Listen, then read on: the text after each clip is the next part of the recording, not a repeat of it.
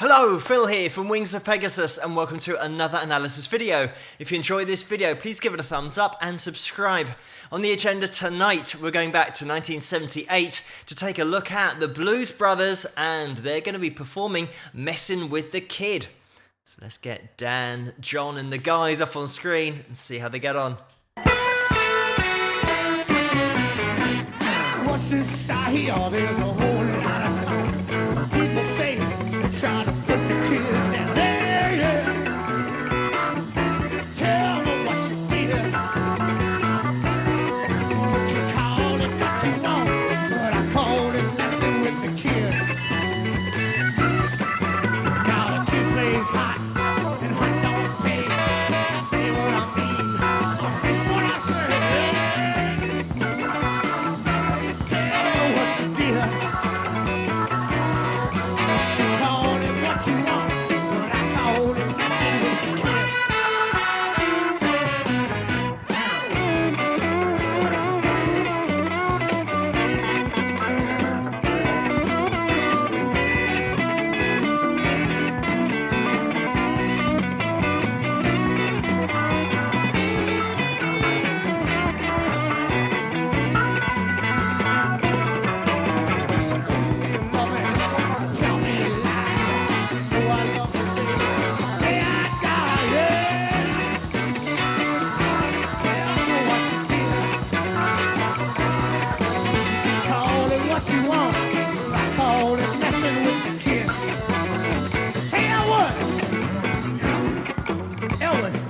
With the kid? I don't want to mess with the kid. Yeah, I know that. How about you guys in the band? You guys want to mess with the kid? Anybody? How about you people out there? You want to mess with the kid?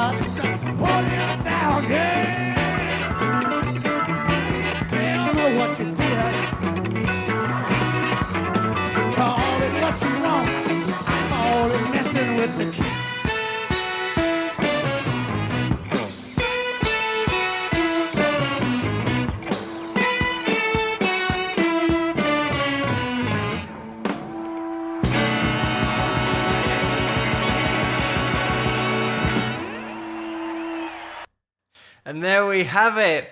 I love the ending of the performance as well, because the whole band are waiting for the cue from John to lift his leg up, and as soon as it hits the floor, that means that we are finishing, and they're bang on with the ending and the whole performance. I'm sure that a lot of people here in the UK wouldn't have known about the Blues Brothers until after the movie in 1980. They wouldn't have known that it came from Saturday Night Live, from a musical sketch that they did there. And when you listen to the band playing like this, you would never expect it to have been a musical sketch in the first place. You could easily rate this up with other blues bands and top blues bands at the time, and there are certainly members of this band that are top players, and that was the point. That's something that I know Dan and John and Paul Schaefer as well, let's mention him, getting all of these musicians together and getting just the cream of the crop of blues musicians. We've got the horn section as well, and I love listening to the guitar work. With this performance, we can hear how the two guitars just bounce off each other. There's always that groove in there with muted strumming and a consistent lead line being played the whole time. And this is Matt Murphy, by the way, and Steve Cropper on guitars. Steve had that little solo there as well. Super clean tone, but you can tell just top players across the board. And I know that during an interview, Steve Cropper was approached about the Blues Brothers, and the interviewer was going along the lines of saying that the Blues Brothers was just a way to make a quick buck and that it wasn't a serious musical project. But all you've got to do is listen to the music that's being produced, because it doesn't matter where the music comes from or how it originated with the lineup that you might be hearing or the background of the performers on stage, if you listen to the music and analyze it from there, because there's no way that anybody would listen to this and just say that, oh, they're obviously just making a quick buck, because it's not very good, it's not very professional, and you can instantly tell that it's a part-time band and they're just doing it for a laugh. This is a serious blues band, and it was set up exactly like that because of the history that Dan Aykroyd had with the blues and how passionate he was about it from a very young age. Everything musically here is on point. It is so tight. And let me mention Donald Duck Dunn as well on bass. Like I said, so much talent on stage here. And we also have Paul Schaefer on keys. I'm not going to be able to get through everybody who is on stage, but that horn section, the way that the stabs just come in and out, it is so well arranged. And that is something that Paul would have been responsible for, getting everything just so on stage. With so many instruments, it is tough to arrange it to have enough headroom in there and enough space so that every instrument can be heard clearly. But that's exactly what we've got here. The thing that really comes across with not only this performance but the overall sound of the Blues Brothers is the passion that they had for the blues, because it's not something that you can fake. This isn't a couple of guys pretending to be into the blues and starting up a band and trying to get away with it. It's two guys that are passionate about it, and certainly John had a fascination with the blues when he was introduced to it by Dan. Dan was the one who was just heavily into the blues and really fueled the fire that John had for the blues. John was one of those guys who could always sing, but he'd got tired of rock and roll and he wasn't really into disco. In the 70s, he was looking for some music to get into, or at least something a little bit different. And he hadn't heard a lot of blues up until the 70s, the late 70s especially. We're talking about 1978 here. And just to give a bit of background on this performance, because it's at the Winterland Arena, and this was New Year's Eve, this would have been just a few months after they released their debut album. So a couple of years before the movie, but all of these people that have come to see the Grateful Dead, by the way, who they're supporting, it must have been such a great show to see these guys live because of the sound that they got live. As we can hear, there's slight issues with feedback. I think that's Dan's mic because it is prevalent when he goes into the harmonica solo. But overall, the sound that we get is great, considering that there's so much going on. Dan was one of those guys, like I said, heavily into the blues and did play a lot live as well. John was a pro drummer in his younger years, so he had that experience of the music industry already and had the ability to sing. It wasn't until he started really getting into the blues that people realized he had such a great voice for the blues, but also that natural showmanship that he has. You can see it throughout this whole performance, the whole gig, which I'm going to leave the link to in the description below so you guys can watch the whole thing through if you want to. That debut album, Briefcase Full of Blues, which was recorded just a few months before this, was a performance where they opened up for Steve Martin. And having a live album and a live performance, you cannot get away with making mistakes and trying to cover them up live, having that as an album, and then go double platinum with that album. It just goes to show the level of ability and the level of performance that they could achieve live that really did show that they were an authentic band and it was musically credible what they were doing, because you would not sell that volume of records with a bad performance or a mediocre performance live. This is what you'll find sometimes, is that people in the public eye might have become famous for something other than their passion for music, and there are a lot of comedians, actors, presenters, you name it, sports people who had a passion for music and learned to play an instrument, but then just so happened to become known for something else. And that is the case here with Dan and John. I mentioned Steve Martin as well, who I've done a separate video on because of his banjo playing, but how into music he is and his ability to write music, award-winning award-winning writer, composer, Jeff Goldblum, another example of a guy who is heavily into his jazz. He's a jazz pianist. I featured him a couple of weeks ago. Also, Johnny Depp, he plays guitar in bands. Also, here in the UK, a comedian called Ricky Gervais, who I'm sure you guys know over in the USA as well, but he used to be a professional musician here in the UK and was in a charting band, so he has that background of being at a professional standard of musicianship. It just so happened that he got his break on radio and then into comedy, and then brought some of that music into his comedy and played live here in the UK. So he has that ability at a level to be able to play, compose, sing live.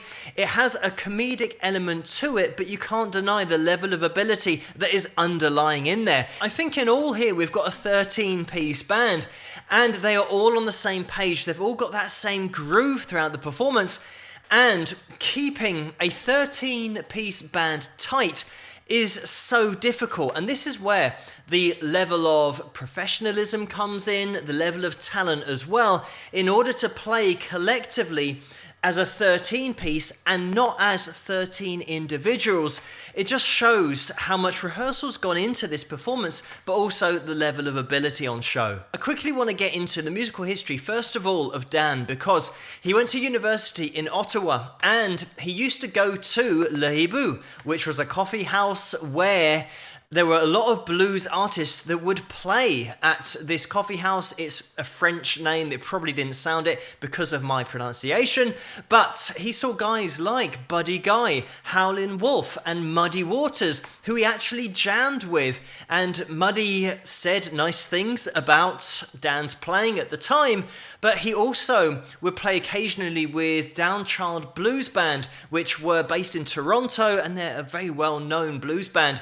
So Dan had these roots in the blues from a young age, and it's something that obviously stayed with him, and he then later became the owner of a bar where everyone would hang out after Saturday Night Live, and then one thing led to another. With John, it was something that came along a little bit later. He was introduced to the blues by Dan and going for drinks after they'd film at Saturday Night Live. But also in 1977, when John was filming National Lampoon's Animal House, he went to watch Curtis Salgado, and he spoke with him after the gig about the blues, and Curtis was so passionate about the blues, John really started to get into it because, like I said, he wasn't really into disco, which was the music at the time, and was losing interest in rock and roll. So John tried out the blues and became obsessed with it. He was always playing it. Curtis lent him some blues records, and John would eventually join Curtis up on stage singing. So Dan had this bar, and it was called Holland Tunnel Blues Bar, where all the guys from Saturday Night Live, the cast members, would go after filming, and they had blues on the jukebox, and they had instruments plugged in case anybody wanted to jam. And this is where John picked up the bug for the blues. He started singing and would also sing with local bands as well. And the Saturday Night Live band leader, who was called Howard Shaw, he joked with Dan and John, saying, "You should call yourself the Blues Brothers." And this is exactly what they did. They got together and they based their image, well, the hat part, on John Lee Hooker, and the suits was based from the 40s, 50s and 60s jazz players. So this is when Paul Schaefer got involved to help with the lineup, and they just got serious talent in, as we can see with Steve Cropper, Donald Duck Dunn, all the guys that I mentioned earlier. John also wanted Alan Rubin on trumpet, and he's in this performance as well. Matt Guitar Murphy, who I mentioned earlier, but they really went all in for the sound live and gave such an authentic blues sound live because of the talent involved. And they had elements of rock in there and jazz, so it wasn't just straight up blues, which made it so interesting to listen to, especially with Schaeffer's arrangements. In 1980, the movie was released, and the soundtrack to that movie was their first studio album. Like I said, their first album was a live album, and their third album was a live album as well, and that was called Made in America.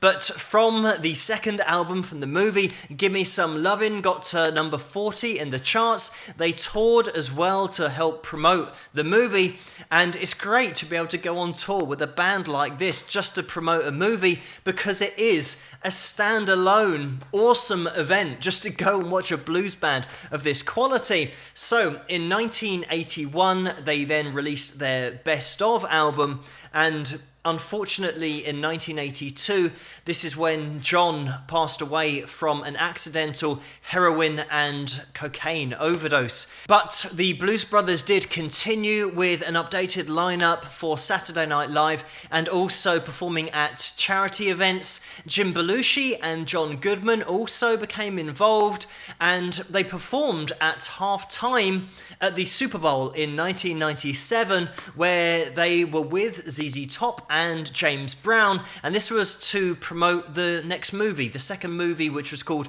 Blues Brothers 2000, which was released in 1998. Jim joined Dan and the guys on tour, and there was a live album when he was performing called Blues Brothers and Friends Live from House of Blues.